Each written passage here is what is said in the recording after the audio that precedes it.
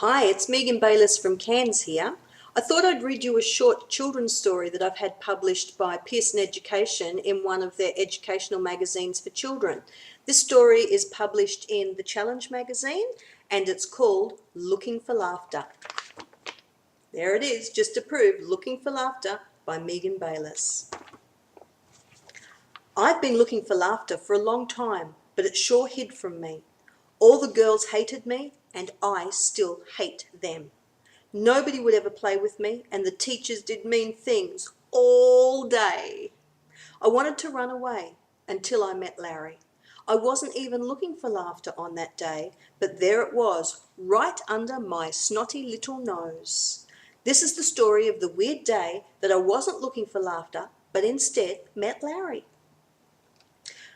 "I'm not going to share my chips with you," the selfish, horrible girl tossed her hair over her shoulder and walked off, clutching her chip packet. I sat on the wooden bench and wished I could fall through the slats. If I fell through, though, no one would help me because nobody liked me. Good, I thought. I don't like the girls at this school anyway. I wouldn't want them to help me. I tried to flick my hair over my shoulder, but Mum had made me have another haircut and it was short as a number 2. The posh girls from Year 6 approached. I glared at them, daring them to come into my space of gloom and share the cold that followed me everywhere. "That's a nice dress, Ingrid," Teacher's pet lied.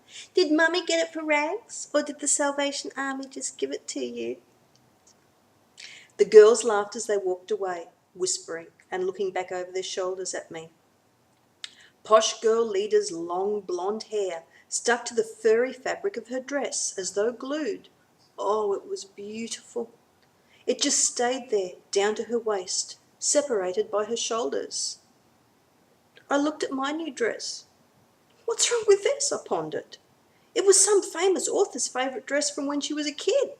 Mum bought it in a garage sale. A boy came and sat beside me. "Go away," I growled. "I don't want you near me."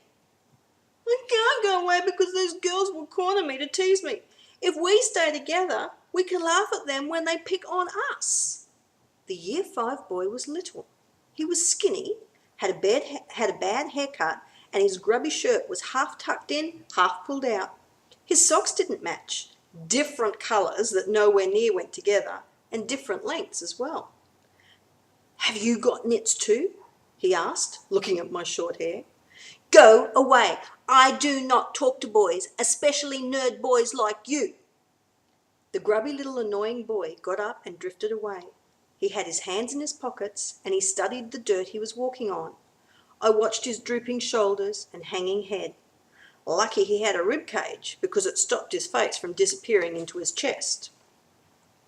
I sang out after him, "I'm not going to share my chips with you because you're a jerk." Like I ever had chips. It didn't matter. I just said that because I knew that sort of thing hurt. After the bell, back in the classroom, the posh girls kept turning around, looking me up and down and raising their eyebrows. Oh, they made me so mad. I so wanted to hurt their feelings. Tapping the girl beside me, I asked if she had a bucket of spew to throw on Posh Club. The girl stared at me.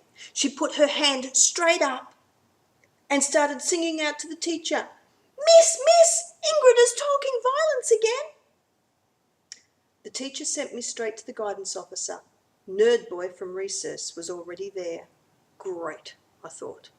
Double punishment now. Skinny boy's face was still trying to hide inside his chest. He didn't see me walk in and sit as far away from him as I could. We both sat there and could hear the guidance officer praising up the kid in the counselling room. "Oh, wonderful! Congratulations! I am so pleased you want to help me look out for those sad children. They have horrible things happen at home and they need people like you and me to make them happier. I am proud to have you. You are such a great asset to us."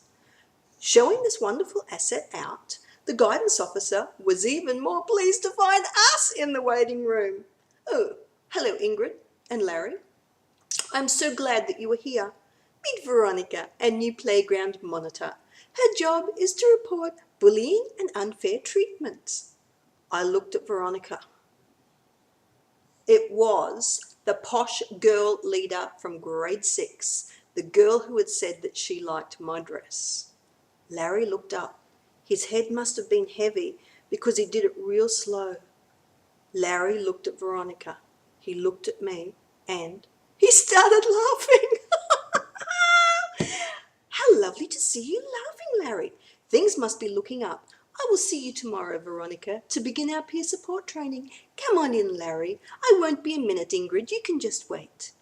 As Veronica was leaving and Larry entering, little Larry, with a bad case of nets, stopped beside Veronica, threw his arms around her and wriggled his net-ridden hair into the furry material of her dress, the material against which Veronica's beautiful long gold hair clung. Oh, dear! Nice dress, Veronica. Could Mummy use it for rags now? A bubble of laughter formed deep inside my tummy. It pushed its way past my sadness and popped out my mouth. Veronica sobbed, and the guidance officer ran to comfort her. While cuddling poor little crybaby, the guidance officer glared over Veronica's golden head, right at Larry and me. We didn't care. We were laughing. We were now a team and best friends. From that moment on, I knew that Larry and I would stick together. While Larry was in the room getting into trouble for being a bully and damaging Veronica's emotional development, I planned a strategy. Skinny Larry already suggested it at recess. Every time anyone cornered us, we would giggle, run away, and concentrate on having the deepest belly laugh that we could.